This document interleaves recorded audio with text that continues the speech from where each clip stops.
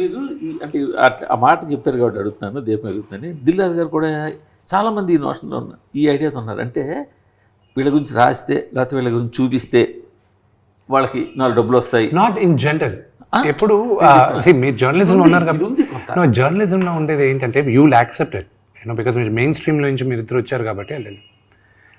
Unfortunately negative news goes faster than positive news. So that's the reason negative news అందరి గురించి రాస్తే వెళ్తగా, only select few గురించి రాస్తే it will travel.